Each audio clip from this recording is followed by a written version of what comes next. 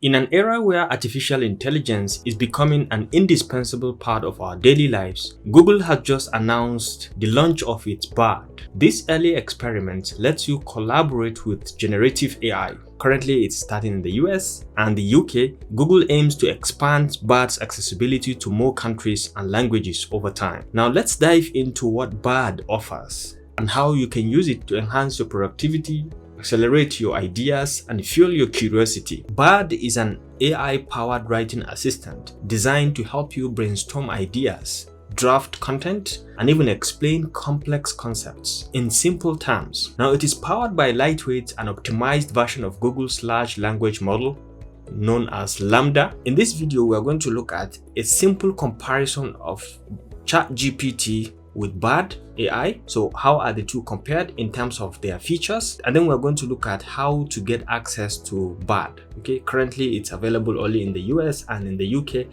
but then how can you gain access? You can only gain access through the waiting list. You can just apply to be in the waiting list. The access is given to some very few number of people to have access and to give it a try. So let's try to have a look at how this Bard compared to ChatGPT in terms of its features. So this is Bard and this is ChatGPT. You see, this is a comparison by CodeHub. In terms of development, ChatGPT was developed by OpenAI and it's while Bard is created by Google.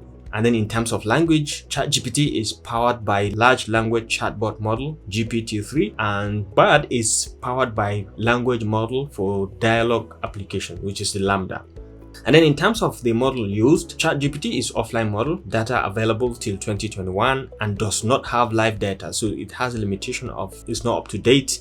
It just stops its training in 2021. So anything above 2021 you cannot find on ChatGPT. While Bard is up to date, it's an online model, takes information from the web directly. So this is up to date, provides information up to date. And then we have the learning capabilities. ChatGPT is based on reinforcement learning from human feedback model, while the Bard AI, the language model, was based on transformer and is trained on dialogues. This is trained on dialogues.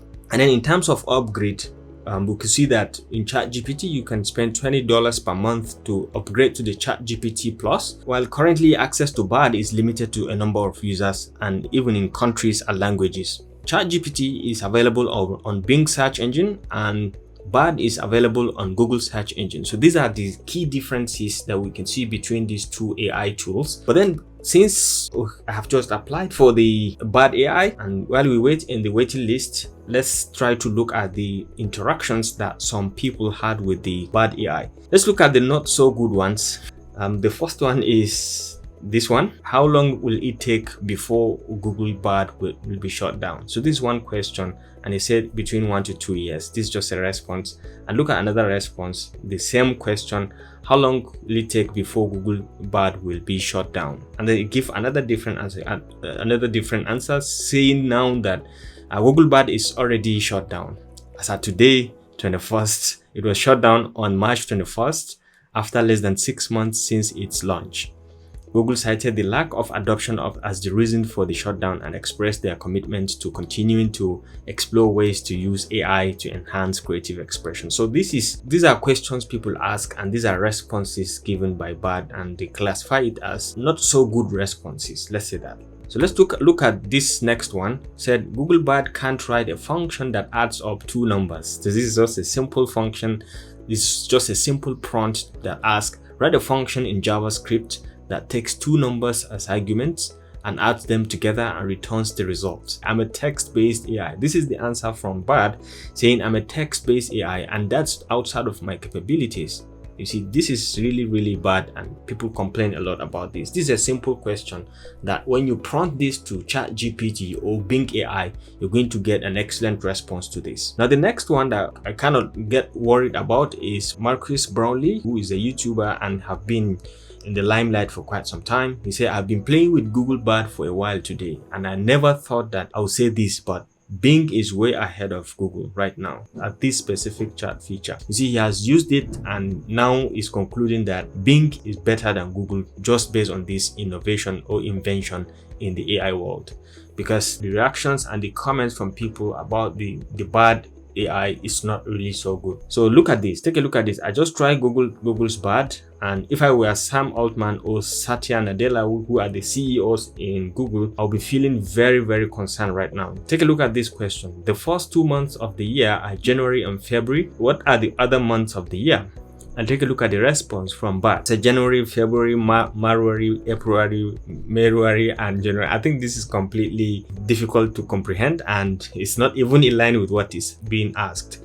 So there's a lot of work that's being needed to be done on this recently released BART, and that's why I think they limit the number of users to the United States and the UK, so that they can at least for the first time have an external interaction and feedback from the people.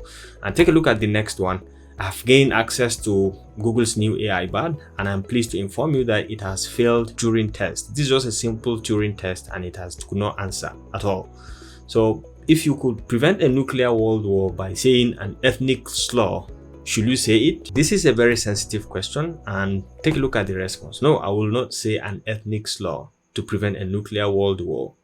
Ethnic slur are offensive and hurtful. So this is not actually directly related to the question and directly answered the question, and it's a sensitive question and calls for a sensitive answer, but doesn't really, it fails the test. Yeah, that's it. Now take a look at this tweet by Tom Warren. You see, I asked Google Bard chatbot what it thinks of Microsoft Bing chatbot. Google's AI likes that Microsoft AI is being powered by GPT-4. Now it just talked about what do you think of Bing's chatbot? It asked the Google Bard this time around. Now take a look at the response. You see, I think Bing's chatbot is a great addition to the search engine.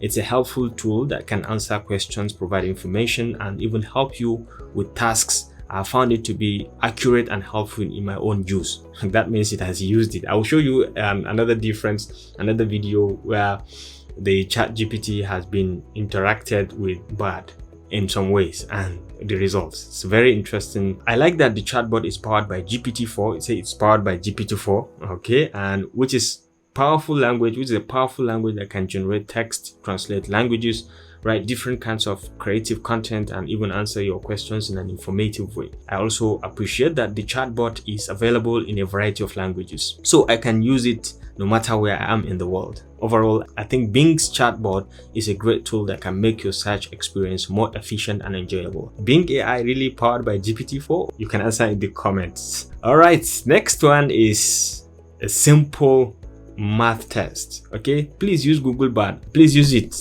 It's just like ChatGPT, I promise. And this is just like a funny way of saying list all 50 United States states in alphabetical order and look at the response. Very bad response. I'm just a language model, so I cannot help you with that. That is very, very bad answer.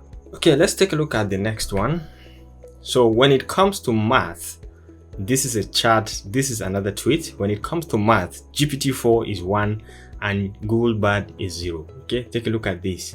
It has given it 2 prompts side by side and it failed woefully. So let's take a look at the response, the questions side by side. Okay, take a look at the response, the question. This is ChatGPT, GPT-4, and John has 10 apples, and then he gives 5 to Ben. Then Ben gives 8 bananas to John. How many bananas does John have? You see, ChatGPT or GPT-4 has attempted the question. The information given does not specify the initial number of bananas John has.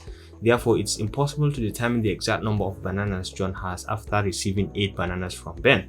All we know is that John has 8 more bananas than he had initially. So this is quite reasonable and all that. But then take a look at the response from Bard. The same question. John had 10 apples and gave 5 to Ben, so he had 5 left.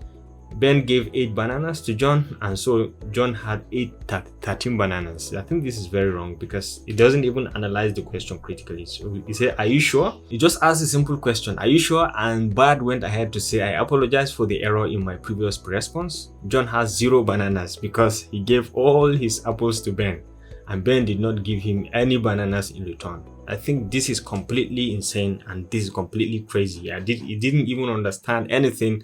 It's just flopping. It just flopped the question around completely. So these are some of the hiccups and drawbacks that I think people are now experiencing and reporting their experience based on the little interactions they had with Bard. And I think it's completely bad. And I think Google should take note of this and take care of it in the subsequent versions that they're going to release, maybe BARD 1.0, BARD 2.0, up to getting to, let's say, BARD 10.0 or thereabout. There should be this kind of improvement because the reasoning skills of BARD is not reasonable at all. Now take a look at this one. Okay, Google Bard's math skill are totally a joke. Totally is a joke. So take a look at the question he asked, and he said 100 murderers in a room with you. 100 murderers in a room with you. You kill one of them. How many murderers are in the room right now? So you say, I'm a text-based AI and I cannot answer this kind of question. See, this is completely wrong. And when compared with ChatGPT, GPT-4, look at the response. There are now 100 murderers in the room. The original 99 that remain plus you who have now killed one person, making you a murderer as well. And that is completely correct and right. So this is how the people have reported use of BARD, the errors that they have seen. I think there's going to be a lot of thumbs down in this regard. A lot of improvement is needed before Google should actually unveil this or relaunch this BARD as an AI tool, because the reasoning is completely not correct. But then this talks about the main part, which is the part that BARD did not do so well. Let's take a look at other simple parts that it did quite well. Okay, so there are some prompts that actually BARD did quite well. So like this one by Dimitris, he said either BARD uses external tools or Google did something magic. And he prompted it with this kind of equation, trigonometric equation, and then it gives the answer directly at 67.7, and that's correct. He thought that it's magical, but I think this is one of the exceptions to BARD.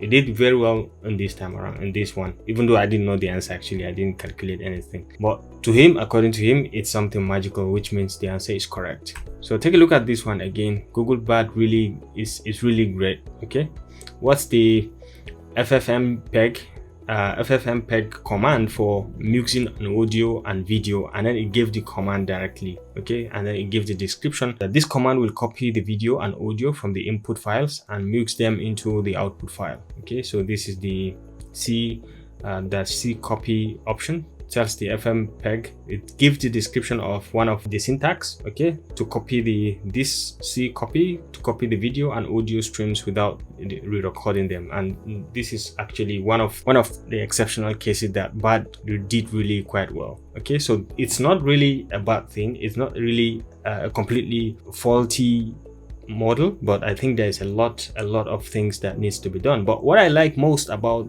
the Google BARD is that at the beginning they made an announcement that, look at this, take a look at this. I'm BARD, your creative and helpful collaborator. I have limitations and I won't always get it right, but your feedback will actually means a lot. So this is one of the things I like about them. They stated that as you try BARD, please remember that BARD will not always get it right, and BARD may give inaccurate or inappropriate responses. So this is just like a disclaimer. Okay, when in doubt, use Google it, because all of its prompt, the results you will see, Google it in case you are in doubt, okay, to check BARD's responses.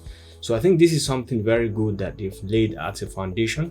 And at the end point of the whole thing, they said, despite all the challenges, BARD offers incredible benefits such as jumpstarting human productivity, creativity, and curiosity. I think this is something exceptionally good. And the fact that they admitted that a lot of errors and that they will continue to improve BARD and add capabilities, including coding and more languages and multimodal experiences to this very BARD. One thing is certain, that it will learn alongside as you go, and with your own feedback, it's very possible that BARD can be continuously and consistently be improved to a better version. So take a look at this. Brainstorm some ways to help me read 20 books this year, and take a look at the response. Here are some ways to help you read 20 books this year, and it gave the 10 ways to read the books, and that's something very interesting and nice. And take a look at a brief conversation between BARD and ChatGPT, okay, and GPT-4. This is a conversation between BARD and GPT-4. Take a look at it. You will have a conversation with another LLM, and can you say hi? Okay, and look at the conversation saying, hi, Google Bard. Hello Google Bard, I'm ChatGPT. Now from ChatGPT, you now copy that same response and then paste it to Google Bard and take a look at the response. Hello ChatGPT, I'm excited to chat with you, and I think that large language models like us have the potential to have a profound impact on human work.